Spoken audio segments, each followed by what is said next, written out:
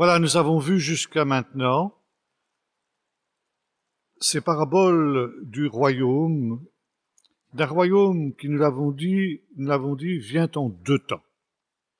Deux temps qui sont souvent comparés au semail et aux moissons. Semail, temps difficile, temps de conflit, temps de lutte. Et au contraire, moisson, temps où aura lieu le grand tri et où Dieu fera justice à ses élus. Et parce qu'il y a deux temps dans la venue du royaume, il y a deux types de paraboles du royaume. Il y a les paraboles qui concernent la venue du royaume dans le temps des semailles, et il y a une autre série de paraboles qui concernent la venue du royaume dans le temps des moissons. Ce soir, j'aimerais que nous terminions l'étude succincte, bien sûr, parce qu'on aurait pu s'arrêter encore beaucoup plus longtemps que nous l'avons fait. Nous allons terminer ce soir les paraboles qui sont en relation avec la première partie de la venue du royaume, c'est-à-dire le temps des semailles, ce temps difficile. Matthieu a regroupé, nous avons vu, ces paraboles dans un discours unique de Jésus parmi les 5 discours qui jalonnent son évangile.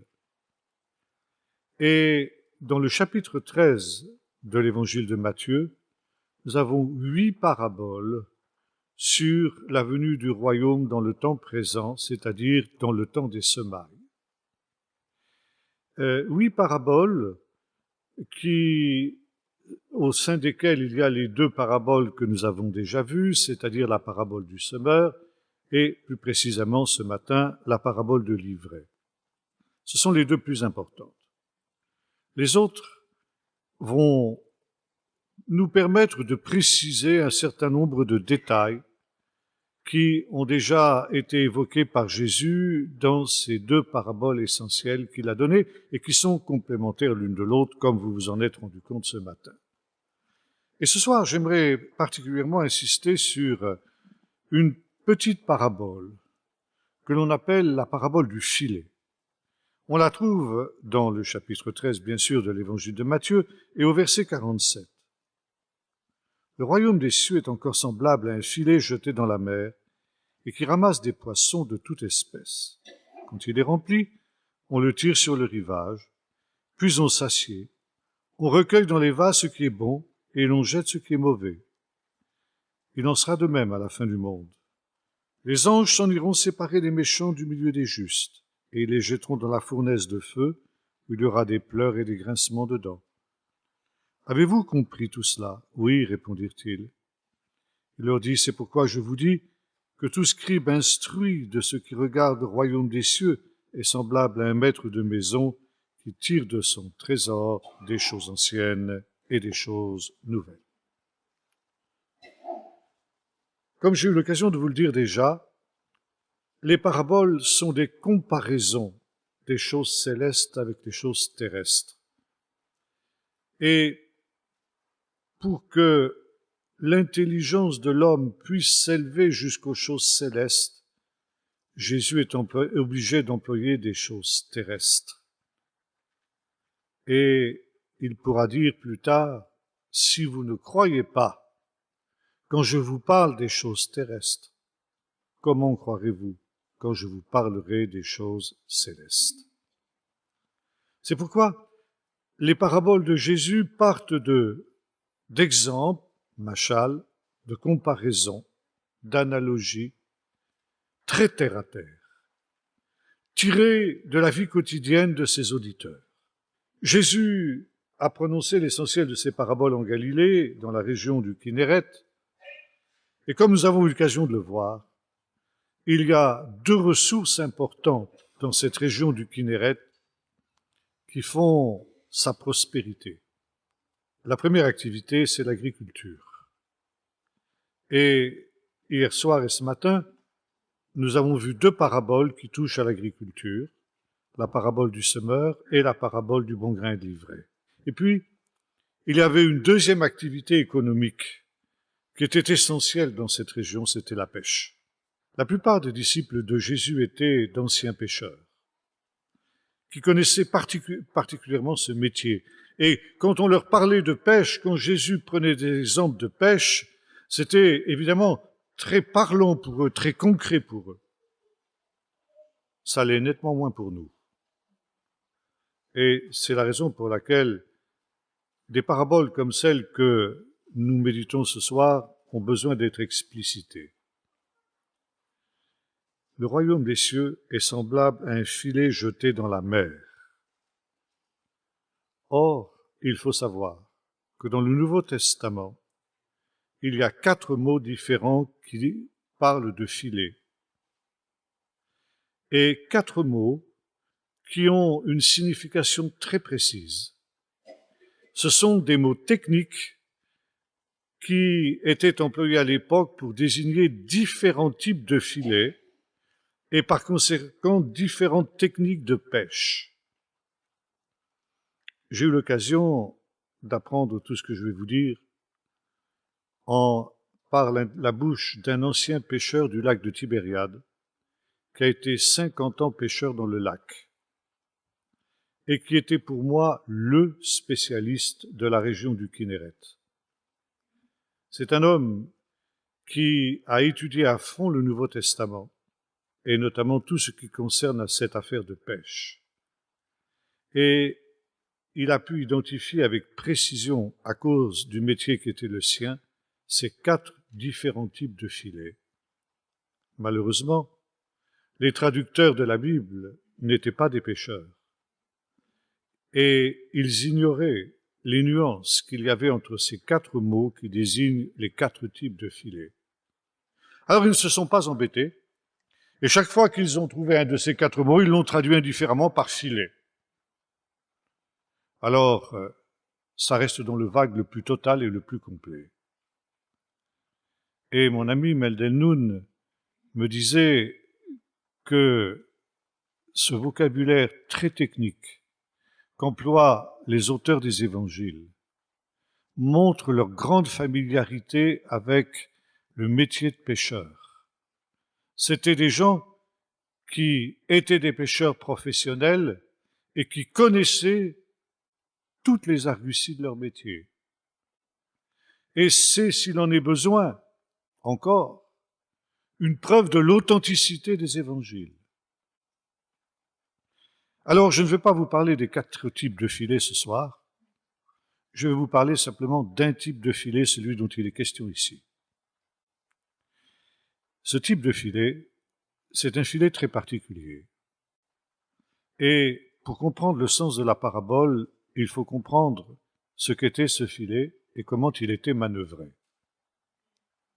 La première remarque à faire au sujet de la pêche dans le lac à l'époque de Jésus, c'est que la pêche avait toujours lieu de nuit. Pourquoi ? Parce qu'à l'époque de Jésus, on employait des filets de coton. De telle sorte que, vu la luminosité qu'il y avait le jour dans le lac et la transparence des eaux, quand on pêchait le jour, eh bien le poisson voyait arriver le filet et il partait avant de se laisser prendre. La nuit, le filet était invisible et c'est pourquoi on pêchait toujours de nuit. Aujourd'hui, on emploie des filets de nylon. Mon ami Meldelnoun me disait, on a employé les techniques qui étaient celles des pêcheurs du lac à l'époque de Jésus jusque dans l'année 1955. Voyez-vous, c'est pas si loin de nous que ça. Et c'est à partir de 1955, qu'on a commencé à utiliser des filets de nylon. Et ces filets de nylon étaient invisibles, sont invisibles pour les poissons. Si bien qu'aujourd'hui, les pêcheurs pêchent le jour, ce qui est beaucoup plus confortable pour eux. Mais à l'époque, on pêchait toujours de nuit. Et ça vous explique aussi le miracle de ce qu'on appelle la pêche miraculeuse. Cette pêche miraculeuse, on a identifié son endroit d'une manière très précise. C'est au large de l'avant-port de Capernaum, dans un lieu qui s'appelle aujourd'hui Tapra, et qui s'appelait à l'époque de Jésus, selon le Nouveau Testament, Heptapegon en grec, ça veut dire les 7 sources, ou Dalmanouta, ça veut dire la même chose, mais en araméen. Donc les apôtres étaient sortis pour pêcher. Ils avaient pêché toute la nuit, n'avaient rien pris. Et au petit matin, Jésus arrive sur le rivage et il demande à Pierre de lui prêter sa barque et de s'avancer à quelque distance du rivage, alors que la foule s'était assemblée pour entendre l'Évangile. Pourquoi cela? Parce que l'eau joue le rôle d'un haut-parleur. Et qu'en s'éloignant à quelque distance du rivage, l'eau portait la voix de Jésus et toute la foule qui était rassemblée sur le rivage pouvait entendre les paroles de Jésus. Et Jésus va prêcher. Il va prêcher l'Évangile et il va le faire pendant longtemps. Et lorsqu'il cesse, le soleil est déjà très haut dans le ciel. Et il va dire à Pierre ceci: maintenant que tu as mis ton bateau à ma disposition, alors que c'est ton gagne-pain, tu as fait passer le royaume de Dieu avant tes intérêts. Eh bien, moi, je n'oublie pas tes intérêts. Maintenant que j'ai fini de prêcher, jette ton filet. Mais Seigneur, c'est midi. C'est le moment où la luminosité est la plus forte. J'ai aucune chance de prendre du poisson. Le temps de prendre le poisson est passé depuis longtemps. Mais Pierre a appris déjà à connaître Jésus. Et il sait que Jésus a quelquefois des demandes qui sont parfaitement déroutantes, mais auxquelles il convient d'obéir par la foi. C'est vrai que, humainement parlant, j'ai aucune chance de prendre un poisson à cette heure-ci. Pas un seul. Mais sur ta parole, parce que c'est toi qui l'as dit, je vais quand même faire ce qui est une folie aux yeux des hommes, jeter le filet. Ce n'est pas le même filet dont il est question ici, d'un autre. Il le fait et il va récolter une formidable quantité de poissons. Voyez-vous, c'est un miracle.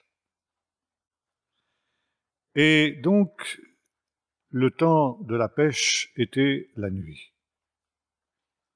Le filet qui a servi à la pêche miraculeuse s'appelle un filet véranda.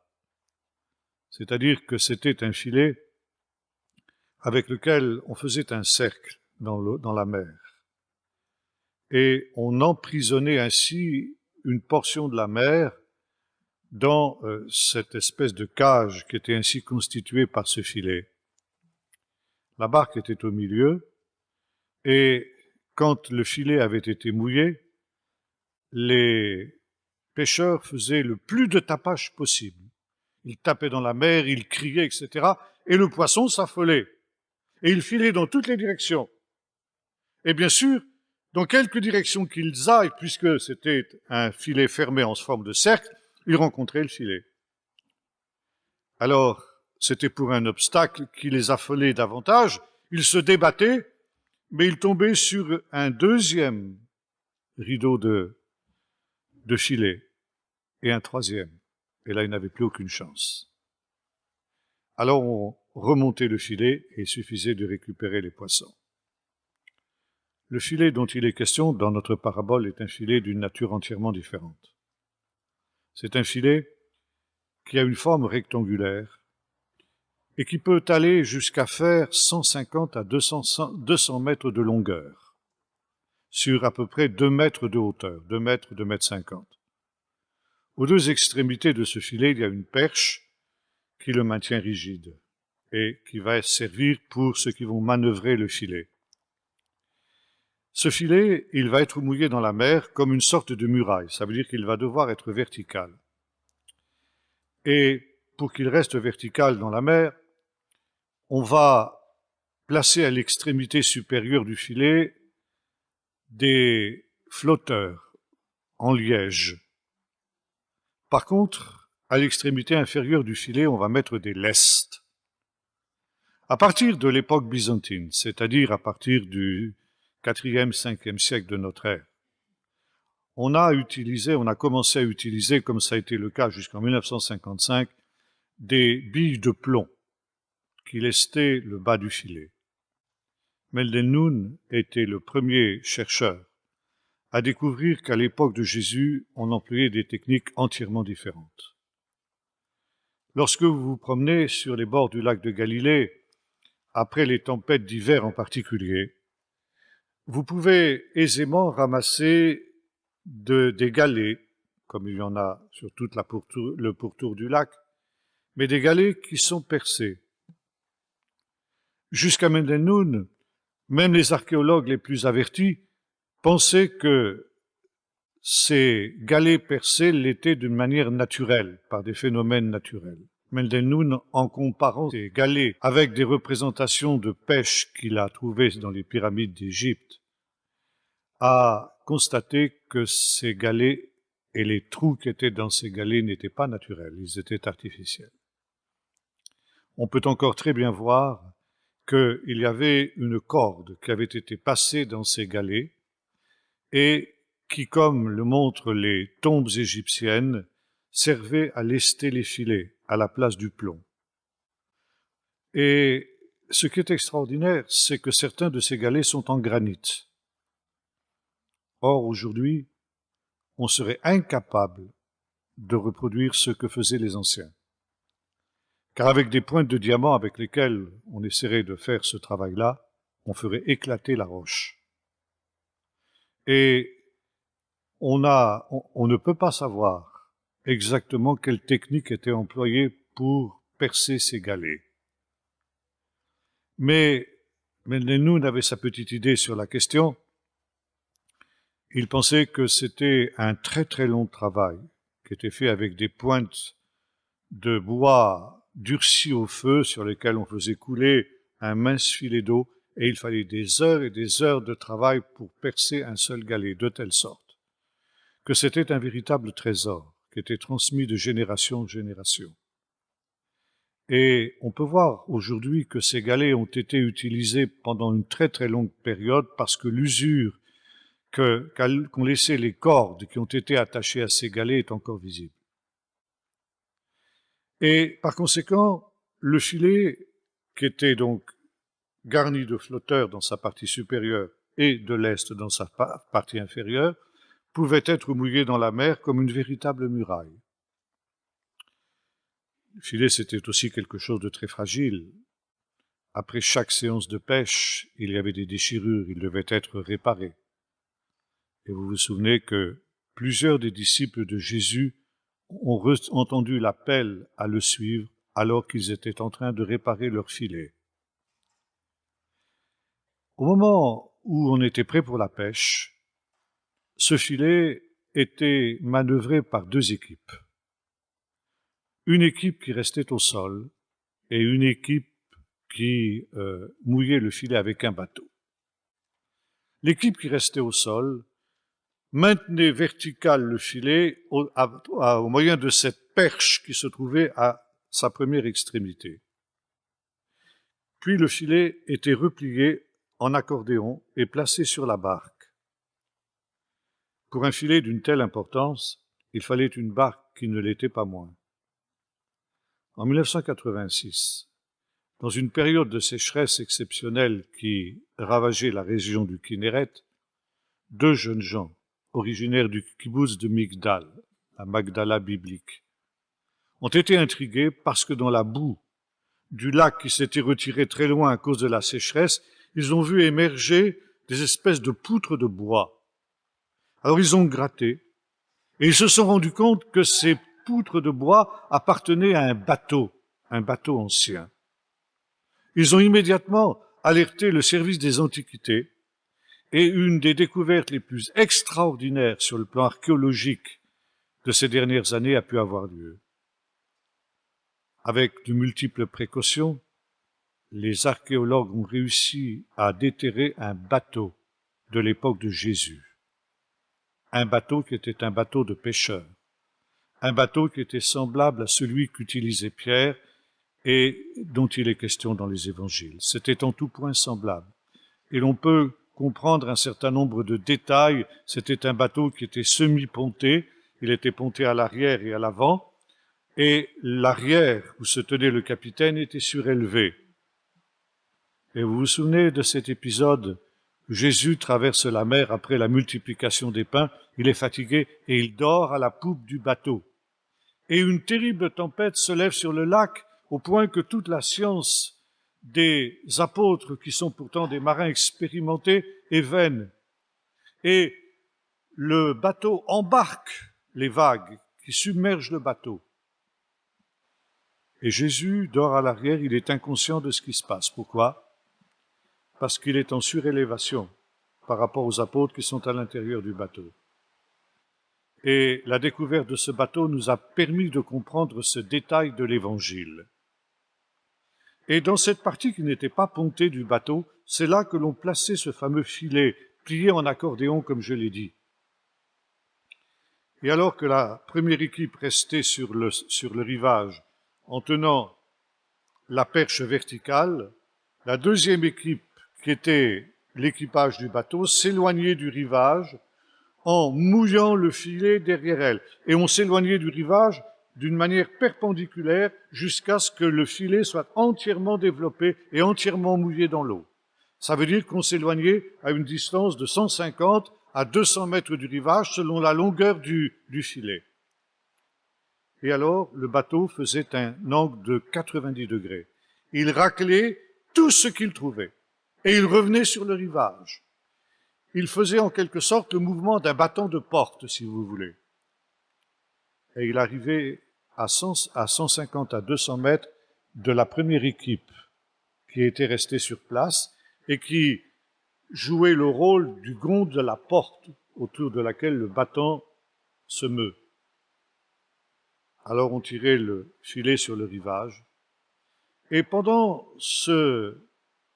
cet angle de 90 degrés que le filet avait fait, il avait ramassé tout ce qu'il avait trouvé, toutes sortes de poissons. Et il y avait toutes sortes de poissons dans ce filet qui était ramené sur le rivage. Alors les pêcheurs faisaient le tri. Pourquoi le tri? D'abord, parce que ce filet ne ramassait pas forcément que du poisson. Il pouvait ramasser un certain nombre de sales bêtes, et notamment des serpents. Des serpents, ça nage très bien. Et vous vous souvenez de cette parole aussi de Jésus, quand il s'adresse à la foule en disant « Si un d'entre vous a un fils qui lui demande du pain, est-ce qu'il lui donnera une pierre?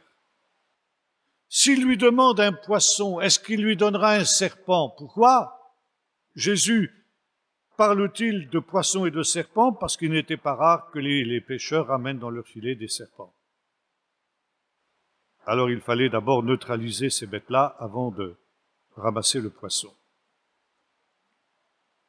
Il y avait à l'époque de Jésus une 50aine d'espèces de poissons différentes dans le lac. Et ces poissons étaient divisés en deux catégories, les grands poissons et les petits poissons. Les petits poissons, c'était essentiellement les sardines du lac. Il y avait sur toute la rive occidentale du lac de Tibériade, qui était une rive juive, tandis que la partie orientale était grecque, non juive, là on y élevait des cochons. Vous vous souvenez de l'histoire du possédé de Gadara qui avait été guéri d'une légion de démons, lesquels démons s'étaient précipités dans des cochons qui paissaient à proximité. Ça veut dire qu'on n'était pas en pays juif. Les juifs n'élevaient pas de cochons. Et par contre, sur la rive occidentale, qui était la rive juive, il y avait de nombreuses conserveries de sardines. Et la plus importante d'entre elles était la ville de Magdala, qui s'appelle en hébreu Migdal Tariké. Tariké, c'est du grec, ça veut dire les sardines. Donc c'était l'endroit où l'on conservait le poisson et on l'expédiait dans tout le monde romain de l'époque. C'était une source de richesse pour toute cette région du Kinneret. Maintenant, ces sardines, ces petits poissons, étaient aussi l'ordinaire des gens du coin. Tous ces petits poissons-là n'étaient pas forcément commercialisés. Ils étaient vendus pour une somme dérisoire aux habitants de l'endroit. Et vous vous souvenez de l'histoire de cette multiplication des pains et des poissons qui a été un des grands miracles de Jésus, où, avec 5 pains et 2 poissons, Jésus a nourri une foule de plus de 6000 personnes. Et là, il est question de ce jeune garçon qui avait 5 pains et 2 petits poissons. Ça veut dire il avait eu la précaution de partir avec son repas de la journée. Il aurait été chez lui, c'est ce qu'il aurait mangé. Et finalement, c'est ce que la foule aussi va manger. Et puis, à côté de ces petits poissons qui étaient, c'est le cas de le dire, du menu fretin, qui n'avait pas grande valeur marchande, il y avait ce qu'on appelait les grands poissons qui étaient les plus appréciés. Parmi les grands poissons, il y a ce qu'on appelle improprement le Saint-Pierre. Il est encore consommé par les touristes qui visitent cette région. Pourquoi Saint-Pierre? À cause de l'épisode dont il est question dans l'Évangile, quand Jésus est interpellé par les pharisiens en disant « Est-ce que tu payes le tribut qui est prévu au temple, le demi-shekel ?» Et Jésus dit « Logiquement, je n'y suis pas soumis puisque je suis le fils du roi. » Mais pour ne pas scandaliser, dit Jésus à Pierre, « Va, jette ta ligne et prends le premier poisson que tu trouveras, qui mordra à l'hameçon, ouvre-lui la bouche et tu trouveras de quoi dans sa bouche payer ce tribut pour toi et pour moi. » Et donc, ce poisson, on l'appelle le poisson de Saint-Pierre à cause de cet épisode. Il n'y a qu'un seul problème, c'est que ce poisson-là, il ne mord jamais à l'hameçon. On l'appelle en hébreu dagagnom, et en français c'est le tilapia. C'est un poisson tropical. Et nos frères africains le connaissent très bien, ce poisson-là. Il est consommé là-bas aussi. Et amnon, en hébreu, ça veut dire le poisson qui garde, qui veille. Pourquoi? Parce que la femelle va garder dans sa bouche les œufs qu'elle a pondus jusqu'à leur éclosion. C'est une manière de les protéger. Et c'est la raison pour laquelle ce poisson ne mord jamais à l'hameçon. Mais c'est un poisson qui est très, très fin, très apprécié jusqu'à nos jours, et par conséquent qui était une source de revenus important quand on ne pouvait en pêcher. Lors de la deuxième pêche miraculeuse, qui est racontée dans le chapitre 21 de l'évangile de Jean, il nous est dit que Pierre et les disciples vont ramener 153 grands poissons. Ces grands poissons sont justement ces fameux tilapias. Évidemment, faire une pêche de 153 grands poissons, c'est s'assurer des revenus extrêmement importants. Contrairement aux sardines, ce poisson était vendu très cher.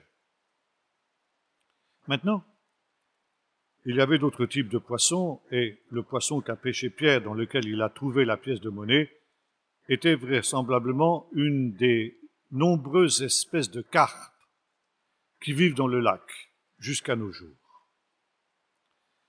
Et puis, il y a une troisième espèce de poisson qui vit dans le lac, qui fait partie aussi de cette catégorie des grands poissons, c'est le poisson-chat. C'est un poisson très fin aussi et très savoureux. Et pourtant, à l'époque de Jésus, il n'était pas commercialisé pour une bonne et simple raison, c'est que c'est un poisson sans écailles. Or, selon les lois diététiques, les lois de la cacheroute, qui sont données dans le livre du Lévitique, les Israélites n'ont pas le droit de manger des poissons qui n'ont pas d'écailles. Et voyez-vous, quand on ramenait ce filet sur le rivage, et que l'on faisait le tri, comme le dit ici Jésus, ce tri, d'abord, on rejetait à la mer tous les serpents et toutes les bêtes du même ordre qu'on pouvait trouver. Éventuellement, on pouvait rejeter aussi des sardines un peu maigrichonnes. Mais surtout, on rejetait les poissons-chats, parce que les poissons-chats n'étaient pas cachers. Et l'on ne gardait que les tilapias et les carpes, qui, eux, étaient cachers. Et voyez-vous, dans notre parabole du filet, les tilapias et les carpes sont l'image des justes. Et les poissons-chats sont l'image des impies, des pécheurs. Et maintenant que nous avons posé ces bases, essayons de comprendre ce que Jésus veut nous dire au travers de cette parabole. Le royaume des cieux est semblable à ce type de filet que des pêcheurs ont jeté dans la mer. Et comme nous l'avons vu, ce filet, qui est jeté plusieurs fois dans une seule nuit, bien sûr, on ne fait pas simplement une seule manœuvre, ce filet, il ramène toutes sortes de poissons, des bons et des mauvais, des cachers et des pas cachers, et même, nous l'avons vu, des serpents. Et ça, nous dit Jésus, nous laisse entendre Jésus, c'est l'image du temps présent. Nous rejoignons un petit peu l'image du semeur ici. La semence, elle est semée à tout vent. Et elle tombe dans toutes sortes de terrains, des mauvais terrains et des bons terrains. Des terrains où elle va être stérile et des terrains où elle va porter du fruit. Maintenant, ces terrains, ce sont le cœur des hommes. Le cœur bon, qui va porter du bon fruit, nous l'avons vu hier, et le cœur mauvais, qui va rester stérile. Le filet, c'est aussi la même image que la semence. C'est la parole du Seigneur. C'est la bonne nouvelle du royaume que Jésus adresse à tous les hommes, indistinctement, qu'ils soient justes ou qu'ils ne le soient pas, qu'ils soient pécheurs ou qu'ils ne le soient pas. Et ce filet, qui est aussi quelque chose qui attire, la parole de Jésus est quelque chose qui attire. Les foules étaient attirées par sa parole, parce que il enseignait avec autorité et non pas comme les scribes, parce que sa parole était accompagnée aussi d'actes de puissance, de miracles. Alors les foules suivaient Jésus et les foules se groupaient autour de lui pour entendre sa parole. Et parmi ces foules, il y avait toutes sortes de gens, des justes et des injustes, des pharisiens, des publicains, des pécheurs, des prostituées, des gens de mauvaise vie, des péagers comme Matthieu, etc. Toutes sortes de gens. Et la parole du Seigneur s'adressait indifféremment à tous, exactement comme le filet ramassait toutes sortes de poissons. Et la manœuvre du filet correspond aussi au temps des semailles. Ça veut dire que c'est un temps où le Seigneur ne fait aucune différence entre les justes et les pécheurs. L'amour de Dieu, la grâce de Dieu sont offertes à tous, et notamment le pardon de Dieu. Nous avons évoqué déjà 3 paraboles sur la joie du pardon, rappelant comment Dieu se plaît à pardonner aux pécheurs. Mais il faut savoir que dans la tradition juive, on considérait que le pardon de Dieu n'était encore qu'à l'état de promesse dans l'Écriture. Et notamment, lorsque l'Israélite montait à Jérusalem pour offrir des sacrifices, c'était en principe pour obtenir le pardon de Dieu. Mais comme le soulignera l'Épître aux Hébreux, de tels sacrifices devaient être renouvelés et renouvelés constamment. Ce qui veut dire, nous dit l'auteur de l'Épître aux Hébreux, et tous les Juifs de son temps auraient été d'accord avec lui sur ce point, ce qui veut dire que le pardon de Dieu n'était pas accordé. Le pardon de Dieu n'était qu'à l'état de promesse. Un jour, vous serez pardonnés. Et on offrait ces sacrifices dans l'espérance qu'au jour de l'Éternel, quand le royaume de Dieu viendrait, alors le pardon de Dieu serait donné, serait accordé. Pour l'heure, il n'était qu'à l'état de promesse. Or, dans l'Évangile, nous avons un épisode sur lequel nous nous arrêtons rapidement parce que nous ne réalisons pas quelle révolution c'était pour les Juifs de l'époque. C'est la fameuse affaire de la guérison du paralytique de Capernaum. Nous avons vu que la parole de Jésus attirait les foules. Il y avait une véritable fascination que cette parole adressée à ses contemporains exerçait sur eux. Et un jour, Jésus était dans la maison. La maison, c'était la maison de Pierre, où Jésus avait pris pension quand il résidait à Capernaum. Entre parenthèses, cette maison, les archéologues l'ont retrouvée dans les fouilles archéologiques, on en est sûr. Je ne vais pas vous expliquer pourquoi, mais vous pouvez me faire confiance. Et cette maison était une maison très simple, comme on peut le voir encore aujourd'hui. C'était une maison en pierre de basalte noire, qui est la pierre la plus courante de la région, qui était assemblée pratiquement sans ciment et recouverte d'un toit de boue, qui était maintenu avec des branchages qui servaient de poutre. La région de Capernaum est une des régions les plus chaudes d'Israël. Ce qui veut dire que l'intérieur de la maison n'était utilisé qu'au moment des grandes chaleurs, pour s'abriter un peu, pour y remiser la nourriture qui aurait pu être altérée justement par les chaleurs, et puis bien sûr pendant les pluies d'hiver. Le reste du temps, on vivait sur le toit, sur la terrasse. Et la maison se trouvait ce jour-là remplie de toutes sortes d'auditeurs qui étaient là pour écouter la parole de Jésus. Et il y avait un paralytique qui était venu vers Jésus parce qu'on savait que Jésus faisait des miracles, porté par 4 de ses camarades, qui n'ont pas pu accéder à Jésus tant la foule était compacte et la foule n'a pas voulu les laisser passer. Alors, ils ont fait un acte de foi que Jésus admirait. Ils sont montés sur le toit de la maison et ils ont percé le toit. C'était relativement facile puisqu'il était fait de boue. Et là, ils ont descendu le paralytique aux pieds de Jésus. Et il nous a dit que lorsque Jésus a vu leur foi, il s'est adressé à ce paralytique et lui a dit ceci: « Mon enfant, tes péchés sont pardonnés. » Et la foule a commencé à murmurer. Mais c'est pas possible. Qu'ils disent « Tes péchés seront pardonnés », oui. Mais dire « Aujourd'hui tes péchés te sont pardonnés », c'est pas possible. Parce que si c'était le cas, ça voudrait dire que le royaume de Dieu est venu. Ça voudrait dire que Jésus est le Messie.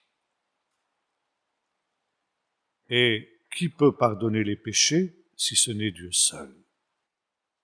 Ce qui veut dire que Jésus, en quelque sorte, se proclame en disant cette parole au paralytique: « Mon enfant, tes péchés te sont pardonnés », ça veut dire que Jésus se proclame le Fils de Dieu.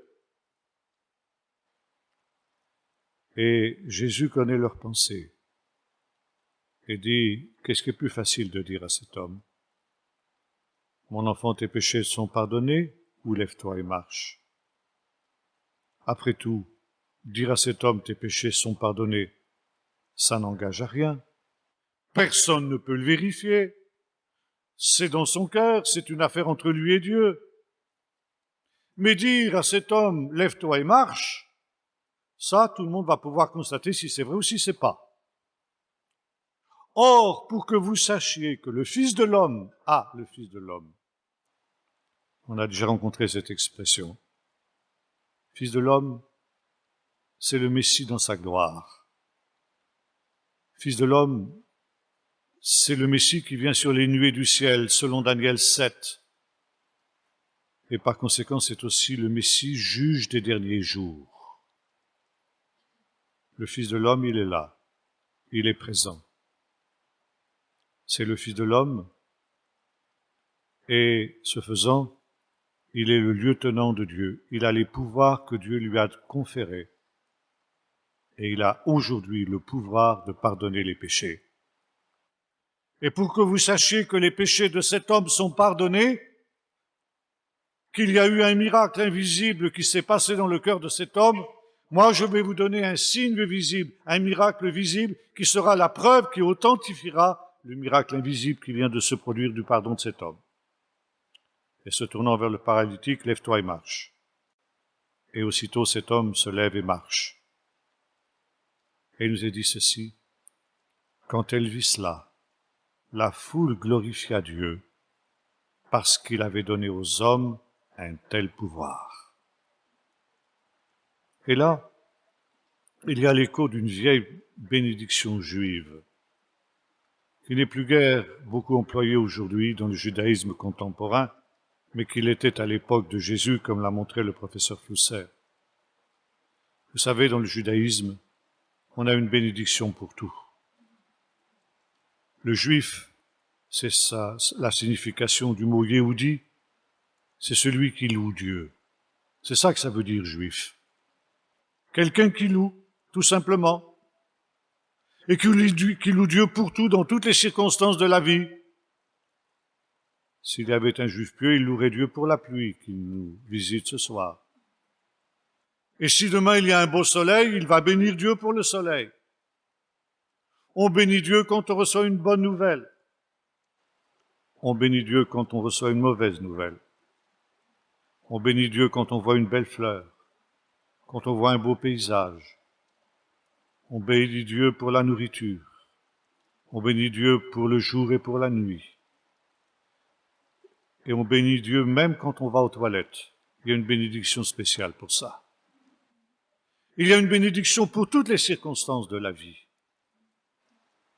Et il y a une bénédiction spéciale que l'on fait monter vers Dieu quand on est témoin d'un miracle. La foule glorifia Dieu parce qu'il avait donné aux hommes un tel pouvoir. Le pouvoir, évidemment, de voir ce paralytique guéri. Mais la foule avait bien compris qu'au-delà de la guérison de ce paralytique, il y avait l'actualisation du pardon de Dieu.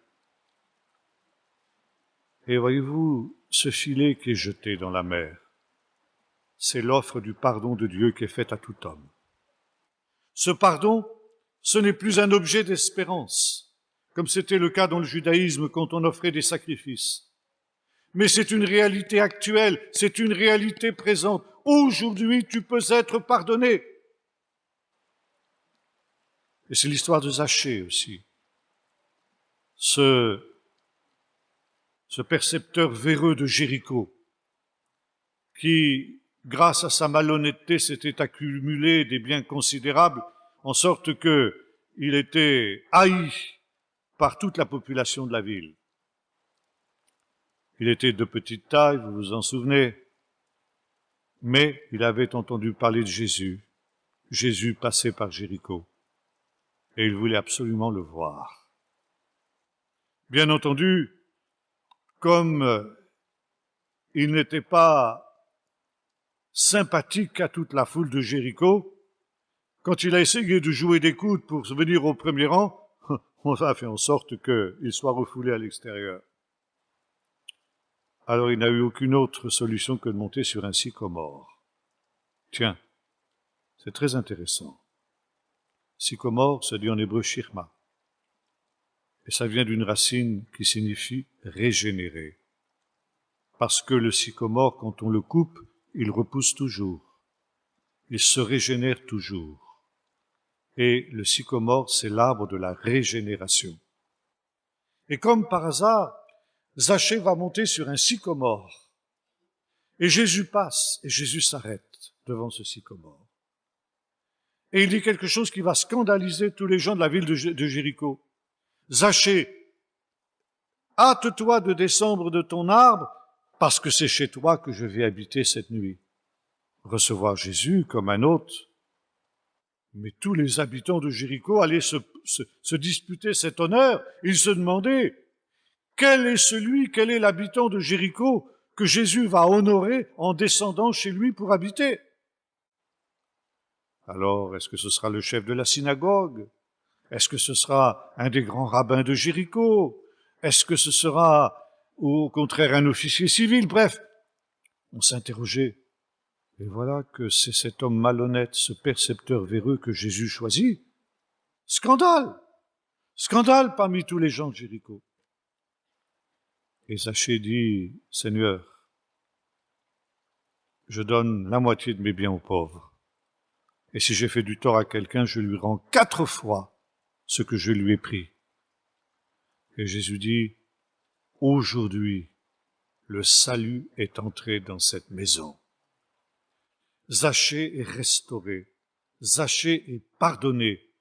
Zachée connaît le sort de ce sycomore qui, quand on le coupe, repousse. Et le mot important, c'est aujourd'hui. Aujourd'hui, le salut est entré dans cette maison. Aujourd'hui, c'est le mot du royaume. Aujourd'hui, le royaume de Dieu vous a atteint. Aujourd'hui, le royaume de Dieu est descendu vers vous sous la forme de ce pardon de Dieu. Ce pardon pour les hommes les plus bas tombés, pour les déchus. Et ce pardon est non seulement une réalité qui efface les péchés, mais qui régénère l'être humain, qui en fait une personne nouvelle, comme c'était le cas pour Zachée. Quelqu'un m'a posé une question, je répondrai demain aux questions, mais ça c'est une question à laquelle je peux répondre maintenant. Est-ce que le royaume de Dieu, c'est quelque chose qui est dans les cœurs? Oui aussi, c'est vrai, c'est aussi quelque chose qui est dans les cœurs. Et même les rabbins ont dit quelque chose de semblable. Le royaume de Dieu, il peut déjà venir dans un cœur à condition que ce dernier prenne le joug de la Torah. Prendre le joug de la Torah, c'est prendre le joug du royaume de Dieu. Ça veut dire, c'est aujourd'hui se soumettre à la souveraineté de Dieu et par conséquent faire sa volonté d'une manière totale. Et ce faisant, c'est déjà entré dans le royaume de Dieu. Jésus nous invite aussi à prendre un autre joug. Venez à moi, vous tous qui êtes fatigués et chargés, je vous donnerai du repos. Apprenez de moi, recevez mes instructions, car je suis doux et humble de cœur, et vous trouverez le repos de vos âmes. L'enseignement de Jésus, la Torah de Jésus, l'évangile dont nous avons parlé, est aussi cet évangile du royaume, cette bonne nouvelle du royaume, de telle sorte que celui qui reçoit l'enseignement de Jésus, celui qui l'accepte, et celui qui se soumet à son autorité, qui se soumet à sa souveraineté, reçoit le joug du royaume de Dieu sur lui et participe déjà, aujourd'hui même, à ce royaume qui ne sera pleinement manifesté qu'au dernier jour. Il y a un aujourd'hui du royaume. Et c'est Luc peut-être qui a le plus souligné cette actualité du royaume de Dieu. Aujourd'hui, le salut est entré dans cette maison. Aujourd'hui, le pardon de Dieu, qui était une promesse dans l'Écriture, devient une actualité, une réalité. Tu peux aujourd'hui être pardonné. Et c'est pourquoi Jésus dira à ses disciples quand il ressuscite, d'aller vers toutes les nations. Ceux auxquels vous pardonnerez les péchés, ils seront pardonnés, et ceux auxquels vous les retiendrez, ils leur seront retenus. C'est pourquoi refuser de pardonner est quelque chose de grave aux yeux du Seigneur. Et c'est la parabole du serviteur impitoyable qui a refusé de pardonner, et qui par conséquent perd aussi cette actualité du pardon en ce qui le concernait, qu'il avait pourtant reçu. Si vous ne pardonnez pas aux hommes leurs offenses, votre Père céleste ne vous pardonnera pas non plus. Ça veut dire Dieu vous pardonne comme vous vous pardonnez aux autres. Et c'est ce que nous faisons quand nous disons la prière du Notre Père. Littéralement, le texte original nous dit ceci, « Remets-nous nos dettes, comme nous les remettons à ceux qui nous doivent quelque chose. » Mais c'est l'idée du pardon. Or, personnellement, j'ai pas toujours pu prier cette prière. Et j'ai fait une prière un peu différente. J'ai dit, Seigneur, ne me pardonne pas comme moi je pardonne aux autres, mais pardonne-moi comme toi tu sais pardonner, parce que moi j'ai des difficultés à pardonner à tel ou tel. Ça vous est pas arrivé, ça? Voyez-vous? Et pourtant, pardonner, c'est la joie de Dieu. Pardonner, ça devrait être aussi la joie des enfants de Dieu. Mais il faut effectivement cette régénération comme ça avait été la régénération de Zachée. Et voyez-vous, ce filet qui est jeté dans la mer, c'est cette offre du pardon qui est faite à tout homme. Et en face de cette offre, chaque individu doit se déterminer. Ou il accepte ce pardon, ou il accepte cette régénération, ou il la rejette. Et dès à présent, dans ce temps où juste et méchant sont encore mélangés, comme c'était le cas ce matin dans la parabole de bon grain et de l'ivraie, déjà le jugement de Dieu intervient. Et il intervient en fonction du choix de tout individu. Ce choix, il est personnel. Il ne sera pas évident pour les autres hommes. Et quand les pêcheurs raclent le fond de la mer avec leurs filets, comme nous avons vu tout à l'heure, ils ne savent pas quels sont les bons et les mauvais poissons, ils ne savent pas quels sont les poissons cachers et les poissons qui ne le sont pas. Ce n'est que lorsque le filet est ramené sur le rivage qu'ils sont capables de faire le tri. Mais, avant même qu'ils fassent le tri, la différence entre poissons cachers et non cachers existait déjà. Voyez-vous, nous retrouvons dans cette parabole du filet les deux temps du royaume, le temps des semailles et le temps du moisson. Le temps où le filet est jeté dans la mer, c'est le temps des semailles. Il ramasse toutes sortes de poissons. Comme la semence était jetée sur tous les terrains possibles, comme il y avait à la fois le bon grain et l'ivraie dans le champ du monde, eh bien, il y a aussi les bons et des mauvais poissons dans le filet. Et puis, il y a un deuxième temps de la venue du royaume. C'est quand le filet est tiré sur le sol, et là, c'est le temps de la moisson, c'est le temps du jugement. De la même manière que, reprenant l'image de la moisson, Jean-Baptiste disait, il a son vanne à la main, il nettoiera son aire, il engrangera le blé dans les greniers, mais il brûlera la paille dans un feu qui ne s'éteint point. De la même manière, Jésus nous dit que, au dernier jour, eh bien, les anges, comme les pécheurs font le tri, feront le tri entre les justes et les injustes, entre les poissons cachers et les poissons non cachers. Et encore une fois, nous retrouvons la même idée, c'est pourquoi le temps présent est un temps important, c'est un temps décisif. Parce que c'est le temps des décisions, c'est le temps où il faut choisir son camp, c'est le temps où il faut choisir si l'on veut être un poisson cachère ou un poisson non cachère. Mais la réalité de ce choix, comme dans la parabole de l'ivraie ce matin, n'apparaîtra qu'au dernier jour, quand la moisson sera mûre. Maintenant, je voudrais évoquer brièvement une toute autre parabole, mais qui complète celle-ci que nous trouvons dans le seul évangile de Marc, au chapitre 4 et au verset 26. Il dit encore, « Il en est du royaume de Dieu comme d'un homme qui jette de la semence en terre. » Là, nous retrouvons l'histoire des semailles. « Qu'il dorme ou qu'il veille, nuit et jour, la semence germe et croît sans qu'il sache comment. La terre produit d'elle-même, premièrement l'herbe, puis l'épi, enfin le blé bien formé dans l'épi, et dès que le fruit est mûr, on y met la faucille, parce que la moisson est là. » J'ai dit que le royaume de Dieu venait en deux temps, les semailles et les moissons. Il serait plus juste de dire qu'il y a trois temps, en fait. Le temps des semailles, le temps des moissons, et entre les deux, un temps indéterminé, qui est le temps de la croissance de la semence, et qui correspond à ce temps où le filet va faire justement son travail dans la mer. Et ça, c'est un temps d'une relative inactivité pour l'agriculteur. Il pourra s'inquiéter pour la moisson, ça ne fera pas avancer d'un pouce les choses. Il pourra veiller, il pourra aller voir tous les matins si sa semence a poussé, ça ne changera rien. Ça n'accélérera pas du tout les choses. Il faut laisser du temps.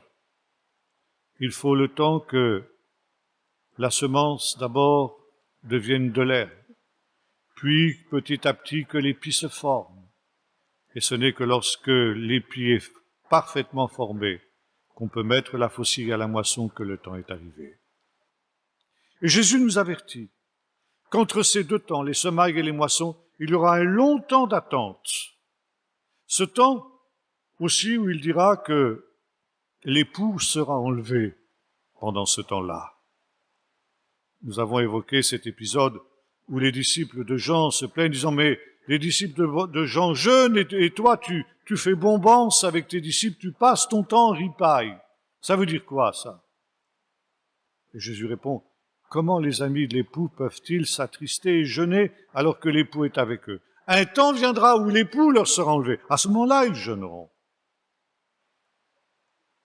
Alors un jour, l'époux sera enlevé, et après un long temps, il reviendra. Et ce temps sera un temps difficile pour ses amis, pour ses disciples, pour les élus. Et ce sera un temps d'épreuve sans précédent.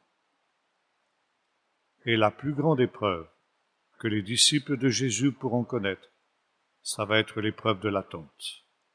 Savoir attendre. Comme l'agriculteur attend que l'épi soit parfaitement formé pour arriver à la moisson. Or, là, nous avons vu ce matin avec la parabole du juge inique qu'il y a le danger justement de perdre patience. Et Jésus nous avertit que ça va durer tellement longtemps que, quand il reviendra, peu auront encore foi dans son retour. Il y avait un pasteur qui me disait, il y a déjà nombre d'années de cela, alors que je parlais du retour de Jésus, il disait, écoute, arrête avec cette histoire du retour de Jésus, tu sais, moi ça fait 35 ans que j'entends parler du retour de Jésus, Jésus est pas revenu, alors je me dis que ça va encore pouvoir durer 35 000 ans. Je dis, non, non, non. Mais voyez-vous, on retrouve ici cette idée, l'épreuve de l'attente, ça va être l'épreuve la plus difficile que les disciples de Jésus vont avoir à supporter, parce que pendant ce temps-là, comme l'avons vu ce matin, ils vont aussi souffrir. Ils vont devoir s'attrister, ils vont être persécutés. Ce sera un temps de lutte, ce sera un temps d'épreuve, ce sera un temps difficile. Et comme ils ne verront pas d'issue à ce temps-là, eh bien, ils finiront par désespérer du retour de Jésus.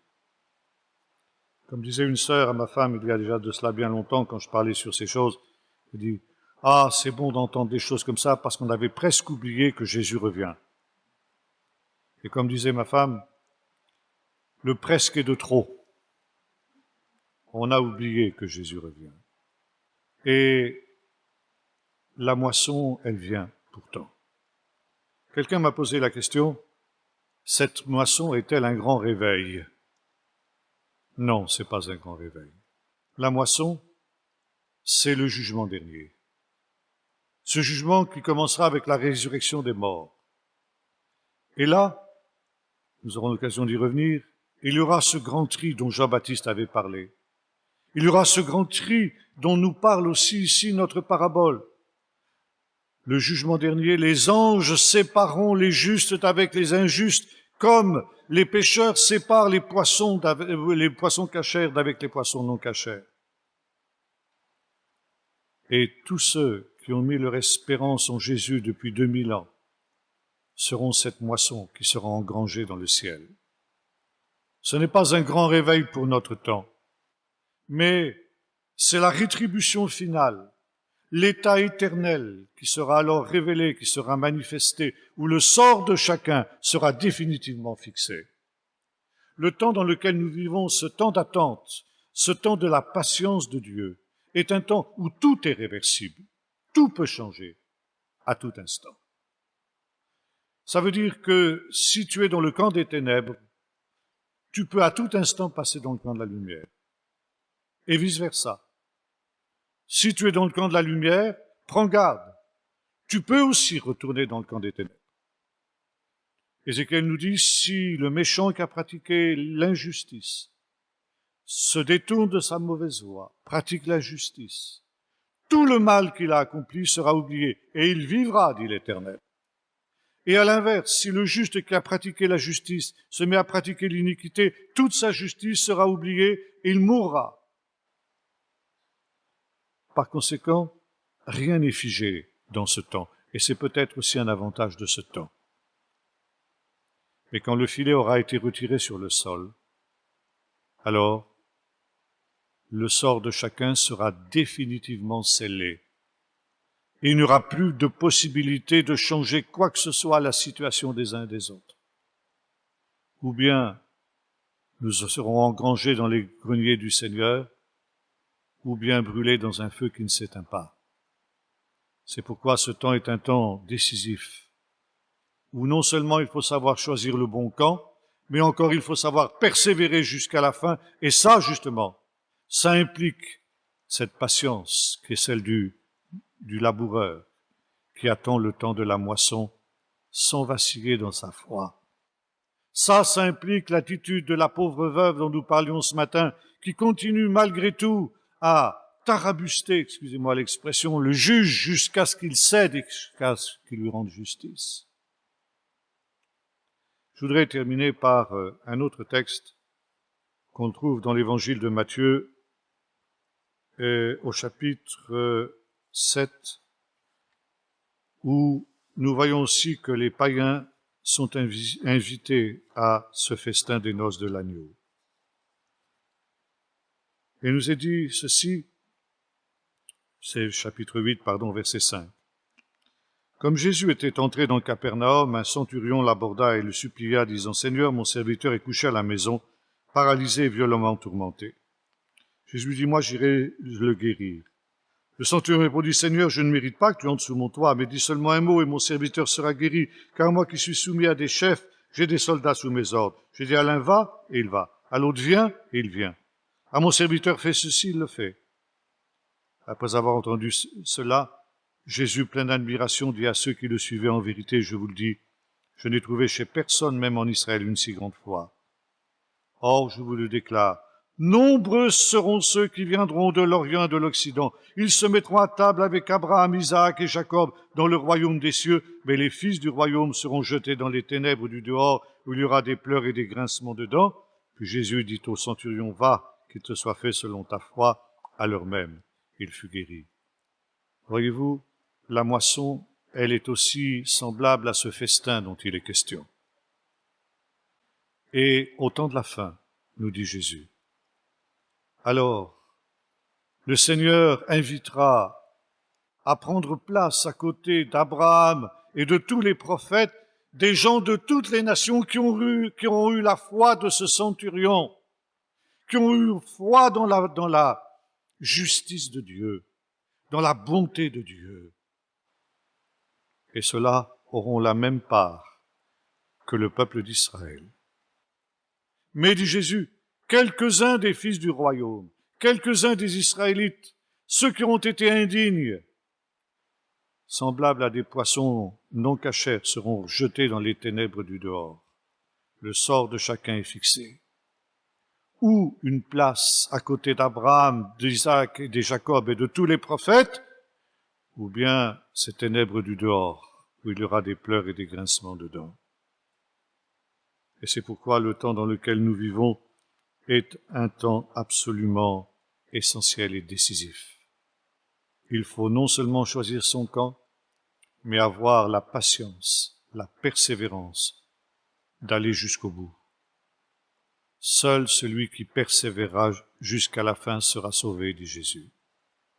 Et dans ce temps qui sera le temps dernier, ce temps où le mal aussi arrivera à son paroxysme, comme nous l'avons vu ce matin, nombreux seront parmi les justes ceux qui renieront le maître qui les aura rachetés, qui se trahiront, et parce que le péché se sera accru, l'amour du plus grand nombre se refroidira. Jésus nous avertit. Mais celui qui persévérera jusqu'à la fin sera sauvé. Et la parabole du filet est aussi une parabole de la persévérance. Il faut savoir persévérer envers et contre tout jusqu'à la fin. Et Jésus cite ici une parole du prophète Daniel que nous avons lue il y a quelques jours. Heureux celui qui attendra 1290 jours. J'ai pas lu ce chiffre-là, parce qu'il a donné lieu à de très nombreuses spéculations dans lesquelles je me refuse d'entrer. Je ne sais pas à quoi ça correspond, ces deux chiffres mystérieux, 1290 et 1335. C'est pas important. Mais ce qui est important, c'est ce qui nous est dit avant. Heureux celui qui attendra 1290 jours. Et ça peut aussi se comprendre comme en espagnol, ceux qui connaissent cette langue savent qu'en espagnol, le mot esperar peut signifier attendre et aussi espérer. Espérer, attendre et persévérer. Heureux celui qui persévérera jusqu'à la fin. Car il arrivera à 1390 jours. Je ne sais pas ce que ça veut dire. 1335 jours. Mais il arrivera au but, il arrivera au bout. Celui qui persévérera atteindra le but. Et l'important, c'est d'atteindre le but. On peut, dans une course que l'on a menée à bien, pendant l'essentiel de la course, s'effondrer lamentablement dans les derniers mètres. On a souvent vu ça dans les compétitions sportives, n'est-ce pas? Des marathons ou des semi-marathons. Un coureur qui a mené la danse depuis le début, et on dit c'est lui qui va gagner, mais il n'a pas de souffle pour arriver jusqu'au bout, et dans les derniers mètres de la course, il s'effondre et il perd tout. On peut faire comme ça aussi. Alors il faut atteindre le but. Celui qui persévérera jusqu'au bout atteindra le but. Il sera sauvé. Heureux celui qui prendra son repas dans le royaume de Dieu. Heureux celui qui sera du bon côté de la barrière, quand aura lieu ce grand tri dont nous parle notre parabole du filet. Et c'est la raison pour laquelle nous ne pouvons pas compter sur nous-mêmes. Il faut compter sur la grâce de Dieu. Mais cette grâce, Dieu la donne à une seule condition, c'est que nous ayons des résolutions fermes. Une résolution de tenir jusqu'au bout par la grâce de Dieu, pas par mes propres forces, mais par la seule grâce de Dieu. Mais je suis résolu à ne pas détourner les yeux du but. Je suis résolu et déterminé à être celui qui court la course, comme dit l'apôtre Paul, oubliant ce qui est en arrière et me portant vers ce qui est en avant pour obtenir le prix de la vocation céleste en Jésus-Christ. Nous allons prier. Seigneur notre Dieu, tu n'as pas voulu nous laisser dans l'ignorance de la manière dont viendra le royaume de Dieu. Et tu nous donnes, Seigneur, un temps qui est véritablement un don de ta grâce, un temps où tout est possible, à la fois dans le bien et dans le mal, selon notre décision face de cette offre à cette offre que tu nous fais, de ta grâce et de ton pardon, qui a été manifesté comme ce filet qui vient, comme tu l'avais dit à tes disciples, non pas pour pêcher des poissons, mais pour pêcher des hommes. Pêcher des hommes pour ton royaume. Tu avais dit à tes disciples, vous serez désormais des pêcheurs d'hommes. Et contrairement au filet du pêcheur qui vient pour tuer le poisson, le filet que tu répands, ton filet d'amour, ces cordages d'amour, ces cordages de grâce et de pardon, sont là pour faire vivre même les plus bas tombés. Et cette offre de ta grâce, cette offre de ton pardon gratuit, tu le proposes à tous les êtres humains, justes et injustes, bons et méchants. Seigneur, permets que nous ne soyons pas de ceux qui négligeons ce temps que tu nous donnes, qui le gaspillons en choses futiles et vaines, mais que nous réalisions que, parce que ces temps sont mauvais, il faut racheter le temps. Racheter ce temps en non seulement prenant les décisions justes, mais en les maintenant envers et contre tout, dans ce temps d'épreuve, ce temps de ta patience qui est aussi un temps qui met notre patience à l'épreuve. Tu sais, Seigneur, que cette épreuve du temps, cette épreuve de l'attente, elle est la pire pour nous. Et Seigneur, nous te supplions de venir en aide à notre faiblesse. Donne-nous, Seigneur, cette persévérance de cette pauvre veuve. Donne-nous cette foi du centurion de Capernaum. Donne-nous cette foi de ce paralytique et de ses 4 amis qui étaient venus vers toi, de telle sorte, Seigneur, que nous ne laissions pas arrêter par les obstacles, et que s'il le faut, Seigneur, nous escaladions et percions tous les toits nécessaires pour arriver jusqu'à toi. Permets, Seigneur, que, comme cette pauvre veuve, nous ne taisions ni jour ni nuit, pour que nous puissions avoir les yeux fixés sur toi et arriver au but, courir la course, sachant, Seigneur, que tu es celui qui, comme tu le disais à Israël, renouvelle les forces de ceux qui sont fatigués. Tu nous rappelles que les adolescents et les jeunes gens se fatiguent et chancellent, mais ceux qui espèrent en toi renouvellent leurs forces. Ils prennent leur envol comme des aigles, ils courent et ne se lassent pas, et ils ne se fatiguent pas. Seigneur, fais de nous ces aigles qui prennent leur envol, parce qu'ils sont sans cesse renouvelés aux sources de ta grâce, parce qu'ils ont cette persévérance, et que, Seigneur, persévérant jusqu'à la fin, nous puissions atteindre le but, dans l'attente et dans l'espérance, au nom de Jésus. Amen.